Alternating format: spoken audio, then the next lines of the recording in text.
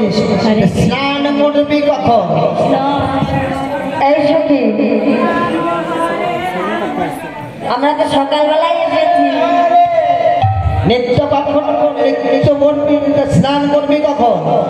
আরে এত সুন্দর জল পেয়েছি, তাই তো জলটা পেয়ে মনের আনন্দে নৃত্য করছি। বেশ।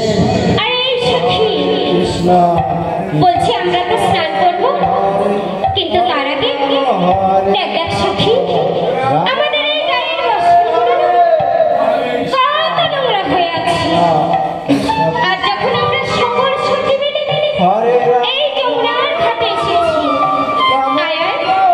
আজ আমরা সকলে মনের আনন্দে এই যমুনার জলে আমাদের গায়ের বস্ত্রগুলো খুলে ধুত করবো, কেমন? এই সখী তুই বলছিস মনের আনন্দে স্নান করবি, তাই তো? যদি কেউ দেখে ফেলে তাহলে কি হবে? বলছি ঠিকই বলেছিস সখী, আমরা যে আমাদের গায়ের বস্ত্রগুলো খুলবো, এখানে যদি কোনো পরপুরুষ থাকে, তাই তো? তা বেশ তো সখী, চল না আগে আমরা এই বস্ত্র খুলবার আগে একটিবার এই যমুনার চারপাশটা ভালো শ্রীমতী কিন্তু যুক্তি খারাপ দেয় না।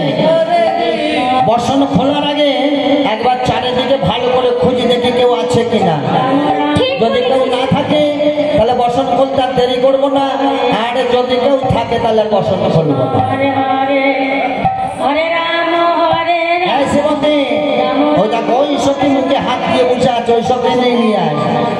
হরে কৃষ্ণ। বলছি এই সখী হ্যাঁ ওর বসন খুলবে। হরে রাম চলে আসো, চলে আসো। বলছি এই সখী চল চল আমরা একটিবার ভালো করে দেখে নিই এখানে কোনো পুরুষ আছে কি নেই, কেমন? রাম রাম হরে হরে